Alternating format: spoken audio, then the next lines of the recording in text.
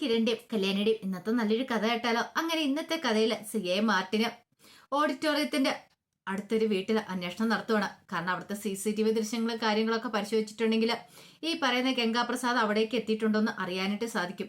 കാരണം പിന്നാമ്പുറത്തെ ദൃശ്യങ്ങളൊക്കെ ചിലപ്പം അവരുടെ വീട്ടിൽ CCTVക്കകത്ത് കിട്ടിക്കാണുമെന്ന് CA മാർട്ടിന് ഉറപ്പുണ്ടായിരുന്നു. അങ്ങനെ ഒടുവിൽ അയാളെ വിളിച്ചുകൊണ്ട് പോയി CCTV ദൃശ്യങ്ങളൊക്കെ നോക്കി. അതിനുശേഷം അയാളോട് പറഞ്ഞു, ഇപ്പൊ കാര്യങ്ങളൊക്കെ കുറച്ചുകൂടെ വ്യക്തമായി. അപ്പൊ എന്താണെങ്കിലും അവൻ വന്നിട്ടുണ്ട്, ഗംഗാപ്രസാദ് അങ്ങോട്ടേക്ക്. പക്ഷേങ്കിൽ അവൻ അങ്ങോട്ടേക്ക് കയറിപ്പോന്ന് മാത്രമേ ഉള്ളൂ. പക്ഷേങ്കിൽ തിരിച്ചിറങ്ങി പോകുന്ന കണ്ടില്ലോ എന്ന് പറഞ്ഞു. അത് കേട്ട് കഴിഞ്ഞപ്പോഴത്തേനും അയാൾ പറഞ്ഞു, എന്റെ പൊന്ന് സാറേ, ഇവൻ പക്ക ക്രിമിനലാണ്. ഇവനെക്കുറിച്ചുള്ള വാർത്തകളും കാര്യങ്ങളൊക്കെ പത്രത്തിലും TV യിലൊക്കെ വന്നു കഴിഞ്ഞപ്പോൾ ഞങ്ങൾക്ക് തന്നെ ഇവനെ തല്ലിക്കൊല്ലാൻ തോന്നിയതാ. ആരെങ്കിലും ആ കർമ്മം ചെയ്യുവൻ നല്ല കാര്യമാണെന്ന് പറഞ്ഞു. അത് കേട്ട് കഴിഞ്ഞപ്പോൾ മാർട്ടിൻ പറഞ്ഞു, അതെ ചേട്ടാ, നമുക്ക് അങ്ങനെ ചെയ്യാനുള്ള ഒരു ഇതുമില്ല, റൈറ്റ്സും ഇല്ല. കാരണം അയാൾ എത്ര വലിയ കൊലയാളിയാണെങ്കിലും അതൊക്കെ കോടതി തീരുമാനിക്കും. കോടതി വേണ്ട കാര്യങ്ങൾ ചെയ്തോളും. അയാൾക്ക് അതിനുള്ള ശിക്ഷ കൊടുക്കുകയും ചെയ്യും. നമ്മൾ അങ്ങനെ ചെയ്തിട്ടുണ്ടെങ്കിൽ പിന്നെ നമ്മളും ക്രിമിനലാന്ന് പറഞ്ഞു. ശരി, ആയിക്കോട്ടെ, ഇത്തരം വിവരങ്ങളൊക്കെ തന്നെ നന്ദിയുണ്ട് എന്നൊക്കെ പറഞ്ഞുകൊണ്ട് താങ്ക്സും പറഞ്ഞിട്ട് CA മാർട്ടിൻ അവിടെ നിന്ന് ഇറങ്ങി. പിന്നീട് നേരെ കിരണിനെയും കല്യാണിയും കാണാനായിട്ട് അങ്ങോട്ട് ചെല്ലുവാണ്. പോലീസ് ജീപ്പ് വന്നതെന്ന് CA മാർട്ടിൻ അതിനകത്തുനിന്ന് ഇറങ്ങുന്ന കണ്ടു കഴിഞ്ഞപ്പോൾ കല്യാണി കിരണിനോട് പറഞ്ഞു, വീണ്ടും ഇയാൾ വന്നല്ലോ എന്ന് പറഞ്ഞു. പിന്നീട് അയാൾ അങ്ങോട്ട് കയറി വന്നിട്ട് കിരണിനോടും കല്യാണിയോടും പറഞ്ഞു, അതെ, വീണ്ടും ബുദ്ധിമുട്ടിച്ചില്ല, സോറി കേട്ടോ, അതിന് സാർ കയറി വരാൻ പറഞ്ഞു. പിന്നീടാണ് മാർട്ടിൻ പറയുന്നത്, ആ ഗംഗാപ്രസാദ് ഉണ്ടല്ലോ, അയാളെ കുറിച്ച് കുറച്ച് വിവരങ്ങളൊക്കെ കിട്ടിയിട്ടുണ്ടെന്ന് പറഞ്ഞു. അത് കേട്ടപ്പോൾ കിരണിന്റെ കല്യാണിന്റെ ഒക്കെ മുഖം പെട്ടെന്ന് മാറി. അവന് അന്ന് ആ ഓഡിറ്റോറിയത്തിലേക്ക് വന്നിട്ടുണ്ടായിരുന്നു. അതും ഒരു ആംബുലൻസ് ഡ്രൈവറുടെ മൂക്കിടിച്ച് പരത്തി. ഒടുവിൽ ആ ആംബുലൻസുകാരാണ് അങ്ങോട്ടേക്ക് വന്നിരിക്കുന്നത്. അത് കേട്ടപ്പം എന്ത് ചെയ്യണം, എന്ത് മറുപടി പറയണമെന്ന് അറിയത്തുണ്ടായിരുന്നില്ല കിരണിന്. അത് മാത്രമല്ല, അത് കൂടാതെ കുറച്ച് വേറെ CCTV ദൃശ്യങ്ങളൊക്കെ ഞങ്ങൾക്ക് കിട്ടിയിട്ടുണ്ടെന്ന് പറഞ്ഞു. അപ്പോഴേക്കും കല്യാണിന്റെ മുഖമൊക്കെ വിളറി വെളുത്തു. എന്താ കല്യാണിയുടെ മുഖം ആകെപ്പാടെ പേടിച്ചിരണ്ട പോലെ. അപ്പോഴേക്കും കിരൺ പറഞ്ഞു, സാറേ, അവൾക്ക് ഈ പോലീസിനെ പണ്ട് തൊട്ടേ പേടിയാന്ന് പറഞ്ഞു. പേടിക്കാനോ? ഞങ്ങളെയാ? കുറ്റം ചെയ്തവരും കള്ളന്മാരും ഒക്കെ ഞങ്ങളെ പേടിച്ചാൽ മതി, അല്ലാതെ കുറ്റം ചെയ്യാത്ത ആൾക്കാർ ഞങ്ങളെ പേടിക്കേണ്ട കാര്യമില്ല. കല്യാണി കുറ്റം ചെയ്തിട്ടില്ലെങ്കിൽ പിന്നെ കല്യാണി എന്തിനാ ഞങ്ങളെ പേടിക്കണേന്ന് ചോദിച്ചു. അപ്പോഴേക്കും കിരൺ പറഞ്ഞു, അവൾക്ക് അങ്ങനെ പേടിയൊന്നുമില്ല സാറേ, എന്നാലും സാറിങ്ങനെ വന്ന് ഓരോന്നിങ്ങനെ പറയുമ്പോഴൊക്കെ. ഈ സമയത്ത് കല്യാണി പറഞ്ഞു, സാറേ, ഈ പറയുന്ന ഗംഗാപ്രസാദ് ഉണ്ടല്ലോ, എന്റെ അമ്മയെ ക്രൂരമായിട്ട് കൊലപ്പെടുത്തിയതാ. അത് മാത്രമല്ല, എത്ര കൊലപാതകങ്ങൾ ചെയ്തിട്ടുള്ളതെന്നറിയാവോ? CA മാർട്ടിൻ പറഞ്ഞു, അതൊക്കെ ഞങ്ങൾക്കറിയാം കല്യാണി, പക്ഷെ അങ്ങനെയല്ലോ. അപ്പോഴേക്കും കിരൺ പറഞ്ഞു, സാറേ, ചോദിക്കുന്നോണ്ടൊന്നും തോന്നരുത്. ഈ പറയുന്ന അവനെ ആരെങ്കിലും ഇല്ലാതാക്കണം നല്ല കാര്യമല്ലേ? എത്രയോ പേരെ കൊലപ്പെടുത്തിയത് അവനെ ക്രൂരമായിട്ട് കൊലപ്പെടുത്തിയതാ. അപ്പൊ പിന്നെ അവനെ ഇനി പോലീസ് പിടികൂടി ജയിലിൽ അടച്ചാലും അവന് കിട്ടാൻ പോകുന്ന വധശിക്ഷ തന്നെയായിരിക്കും, തൂക്കുകയറായിരിക്കും കിട്ടാൻ പോകുന്നത്. എങ്കിൽ പിന്നെ അത് കുറച്ച് നേരത്തെ ആരെങ്കിലും നടപ്പാക്കിയെന്ന് വിചാരിച്ച പോരെന്ന് ചോദിച്ചു. അങ്ങനെ നമുക്ക് ഒരിക്കലും വിചാരിക്കാൻ പറ്റില്ല കിരണേ. കാരണം ഞങ്ങൾക്ക് ഞങ്ങളുടെ ഡ്യൂട്ടി ചെയ്തേ മതിയാവുള്ളൂ. ഒരു ക്രിമിനൽ ഉണ്ടെങ്കിൽ അയാളെ പിടികൂടണം, കോടതി ഹാജരാക്കണം, മാക്സിമം ശിക്ഷ വാങ്ങിച്ചു കൊടുക്കണം. പക്ഷെങ്കിൽ നിയമം കയ്യിലെടുക്കാനായിട്ട് ആർക്കും അധികാരം അവകാശമൊന്നുമില്ല. അങ്ങനെ കയ്യിലെടുത്തിട്ട് അവരെന്തേലും ചെയ്തു പോയിട്ടുണ്ടെങ്കിൽ ആ ചെയ്യുന്ന ആളും അയാളും പിന്നെ ഒരു ക്രിമിനലാണ്. അയാളും കുറ്റവാളിയെ ഞങ്ങളുടെ കണ്ണില്. ഞങ്ങൾക്ക് അയാളെ വെറുതെ വിടാൻ പറ്റില്ല എന്നൊക്കെ പറഞ്ഞു. അത് കേട്ട് കഴിഞ്ഞപ്പോൾ വല്ലാത്തൊരു ടെൻഷനായി കല്യാണിന്റെ ഒക്കെ മുഖത്ത്. ഈ സമയത്ത് കിരണിനോട് പറഞ്ഞു, ഈ പറയുന്ന ഗംഗാപ്രസാദ് അങ്ങോട്ടേക്ക് വന്നിട്ടുണ്ട്, പക്ഷെ അവിടുന്ന് തിരിച്ചിറങ്ങി പോകുന്ന കണ്ടിട്ടില്ല. അത് കേട്ടപ്പോൾ കിരൺ പറഞ്ഞു, അത് പിന്നെ സാറേ, ഞങ്ങൾക്ക് അല്ല ബുദ്ധിമുട്ടില്ലെങ്കിൽ ഈ കല്യാണത്തിന്റെ വീഡിയോസും കാര്യങ്ങളൊക്കെ പെൻഡ്രൈവിനകത്ത് അപ്ലോഡ് ചെയ്തിട്ടുണ്ടായിരിക്കുമല്ലോ, അങ്ങനെയാണെങ്കിൽ അതൊന്ന് കാണിക്കാൻ പറ്റുമെന്ന് ചോദിച്ചു. കിരൺ കല്യാണിയെ നോക്കി. കല്യാണിക്ക് വല്ലാത്തൊരു ബുദ്ധിമുട്ടായിപ്പോയി. ആ സമയം CA അവരെ മാറി മാറി നോക്കുന്നുണ്ടായിരുന്നു. അല്ല, എന്തേലും ബുദ്ധിമുട്ടേ വേണ്ട. കിരൺ പറഞ്ഞു, എന്ത് ബുദ്ധിമുട്ട് സാറേ, വാ കാണിക്കാന്നൊക്കെ പറഞ്ഞു. അങ്ങനെ എന്ത് ചെയ്തു, അയാളെയും വിളിച്ചോണ്ട് അങ്ങോട്ടേക്ക് പോയി ആ CCTV ദൃശ്യങ്ങളൊക്കെ കാണിക്കാനായിട്ട്. സമയത്ത് സ്റ്റെഫി ഗംഗാപ്രസാദിന്റെ കൂട്ടുകാരോട് സംസാരിക്കുകയാണ്. അല്ല, എന്നാലും അവനിത് എവിടെ പോയെന്നറിയില്ലോ.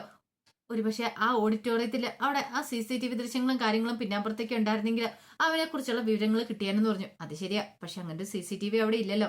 ഉണ്ടായിരുന്നു, നമുക്കറിയായിരുന്നു. അത് മാത്രമല്ല, മിക്കവാറും പോലീസ് ഞങ്ങളെ അന്വേഷിച്ച് വരാൻ ചാൻസ് ഉണ്ടെന്ന് അവന്മാര് പറയാണ്. അതെന്താ? അല്ല, നീ കാര്യങ്ങളൊക്കെ പറഞ്ഞിട്ടില്ലേ പോലീസിനോട്? പോലീസുകാർക്ക് കാര്യങ്ങളൊക്കെ അറിയാലോ, ഞങ്ങളെ കുറിച്ചുള്ള കാര്യങ്ങൾ.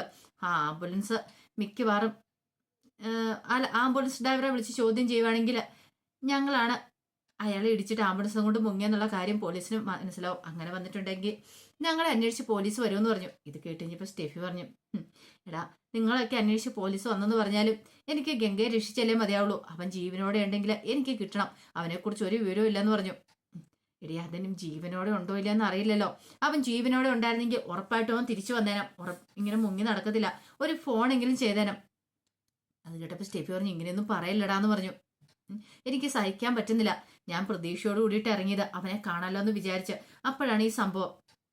അധികം വൈകാതെ എനിക്ക് ജയിലിലേക്ക് തിരികെ കയറി പോകേണ്ടതായിട്ട് വരും. പക്ഷെ എന്നാലും സാരമില്ല, ഞാൻ ഇനി ഇറങ്ങുമല്ലോ. ഇറങ്ങണ സമയത്ത് എന്ത് വേണമെന്ന് എനിക്കറിയാം. ഈ പറയുന്ന എനിക്ക് വലിയ ശിക്ഷയൊന്നും കിട്ടാൻ പോകുന്നില്ല.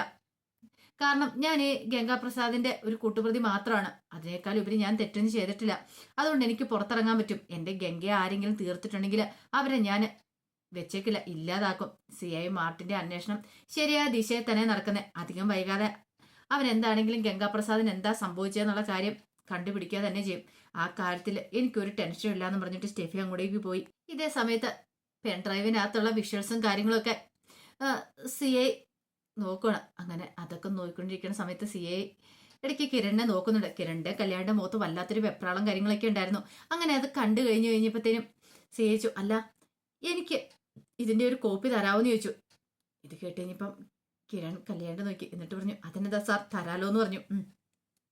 അങ്ങനെയാണെ കുഴപ്പമില്ല. പിന്നെ കിരണേ, അല്ല ഈ വിഷ്വൽസിലും ഇതിലൊക്കെ വിഷ്വൽസിൽ ഒക്കെ താലി കിട്ടുന്ന സമയത്ത് കിരണിനെ കണ്ടില്ലോ എന്ന് പറഞ്ഞു. കിരണിനെ മാത്രമല്ല മറ്റു രണ്ടുപേരെയും കണ്ടില്ലായിരുന്നല്ലോ, അവരെന്ത് ചെയ്യുന്നു ചോദിച്ചു. അത് കേട്ട് കഴിഞ്ഞപ്പോൾ കിരൺ പറഞ്ഞു, അത് പിന്നെ സാറേ, ഈ ഗംഗാപ്രസാദ് അങ്ങോട്ടേക്ക് വരുമെന്ന് കരുതി ഞങ്ങൾ അവിടെ മാറി നിൽക്കുന്നുണ്ടായിരുന്നു പറഞ്ഞു. ഓ, അതിന് അവൻ ഈ കല്യാണം എന്നുള്ള കാര്യം അറിയത്തുണ്ടായിരുന്നില്ലല്ലോ. പിന്നെ പോരാത്തിന് ചെറിയൊരു ഓഡിറ്റോറിയത്തിൽ വെച്ചല്ലേ നടത്തിയത്. അപ്പൊ പിന്നെ അധികം ആൾക്കാരൊന്നും ഇല്ലായിരുന്നല്ലോ. ഇല്ല സാറേ, എന്നാലും. അപ്പോഴേക്കും കല്യാണി പറഞ്ഞു, സാറേ അവനെ കുറിച്ച് അറിയത്തില്ലാത്തതുകൊണ്ടാ. അവൻ ഏത് വഴി വരും എങ്ങനെ വരുമെന്നൊന്നും നമുക്ക് പറയാൻ പറ്റില്ല. അവൻ അത്രയ്ക്ക് അതിവിദഗ്ധനാന്ന് പറഞ്ഞു. ഓ, അപ്പൊ അങ്ങനെയാണല്ലേ. അല്ല, അപ്പൊ അവൻ അങ്ങോട്ടേക്ക് വന്നിട്ടുണ്ടാവും എന്നാണോ നിങ്ങളും പറയണേ. അത് കേട്ടപ്പോ കിരൺ പറഞ്ഞു, അതിനെക്കുറിച്ച് ഞങ്ങൾക്കൊന്നും അറിയത്തില്ല സാറേ എന്ന് പറഞ്ഞു. ശരി, ആയിക്കോട്ടെ. എങ്കിൽ കിരണേ, ഈ പെൺഡ്രൈവ് തന്നേക്കാവെന്ന് ചോദിച്ചു. അല്ല സാറേ, അത് പിന്നെ ഞാനേ ഏതെങ്കിലും പോലീസ് കോൺസ്റ്റബിളിൽ തിരിച്ചു കൊടുത്തു വിട്ടേക്കാന്ന് പറഞ്ഞു. കിരണ് ബുദ്ധിമുട്ടില്ലെങ്കിൽ തരുവാണെങ്കിൽ, കാരണം കേസിന്റെ അന്വേഷണത്തിന് വേണ്ടിയിട്ടാണ്. അത് കേട്ടപ്പോൾ കിരൺ പറഞ്ഞു, ആയിക്കോട്ടെ, കേസിന്റെ അന്വേഷണത്തിന് വേണ്ടിയിട്ടല്ലേ, സാറ് കൊണ്ടുപോയിക്കോ, പ്രശ്നമില്ലാന്ന് പറഞ്ഞു. ആ സമയത്തൊക്കെ കല്യാണിന്റെ മുഖത്ത് ഭയങ്കര പതർച്ചയായിരുന്നു. ഒടുവിൽ CI പറഞ്ഞു, അവനെ നോക്കട്ടെ, അവൻ എവിടെ പോയി വിളിച്ചിരിക്കുവാണെന്ന് അറിയണമല്ലോ. എന്താണെങ്കിലും അന്വേഷിക്കാതിരിക്കാൻ ഞങ്ങൾക്ക് പറ്റില്ല. ഒരു പരാതി കിട്ടി കഴിഞ്ഞിട്ടുണ്ടെങ്കിൽ പിന്നെ ആ സ്റ്റെഫിയാണ് ഇതിന്റെ പിന്നാലെ തന്നെയാ. കാരണം അവള് വിവാഹം കഴിക്കാനിരുന്നവനാണല്ലോ ഈ പറയുന്ന ഗംഗ. അപ്പൊ അതുകൊണ്ട് അവള് പിന്നാലെ തന്നെ ഉണ്ടെന്ന് പറഞ്ഞു. എന്നാ ശരി, വീണ്ടും നമുക്ക് കാണാന്നൊക്കെ പറഞ്ഞിട്ട് അയാൾ അങ്ങോട്ടേക്ക് ഇറങ്ങണേ. ആ സമയത്ത് കല്യാണിക്ക് ഭയങ്കര ടെൻഷനായിരുന്നു. കല്യാണിയോട് കിരൺ പറഞ്ഞു, എടി നീ ഇങ്ങനെ ടെൻഷൻ അടിച്ചിട്ടുണ്ടെങ്കിൽ അയാൾക്ക് സംശയം. ഇപ്പൊ തന്നെ കണ്ടില്ലേ നിന്റെ മുഖത്തെ ടെൻഷൻ കണ്ടു കഴിഞ്ഞപ്പത്തിനും അയാൾക്ക് കുറെ സംശയം തോന്നിയിട്ടുണ്ട്. അയാൾ അതാ തിരിച്ചും മറിച്ചും ചോദ്യങ്ങളൊക്കെ ചോദിച്ചേ. കല്യാണി പറഞ്ഞു, കിരണേട്ടാ, കുറെ കാര്യങ്ങൾ നമുക്ക് ഒളിപ്പിച്ചു വെക്കാൻ പറ്റില്ല. എങ്ങനെയാലും നമ്മുടെ മുഖത്ത് അത് പ്രതിഫലിക്കും. അയാൾക്ക് സംശയം തോന്നും, ആ സ്വാഭാവികമായിട്ടാന്ന് പറഞ്ഞു. അപ്പോഴേക്കും മാർട്ടിൻ തിരിഞ്ഞു നോക്കുകയാണ്. കല്യാണി കിരണും മുഖത്തൊരു ചിരിയൊക്കെ വരുത്തി, അയാൾക്ക് സംശയം തോന്നാത്ത രീതിയിലുള്ളത്.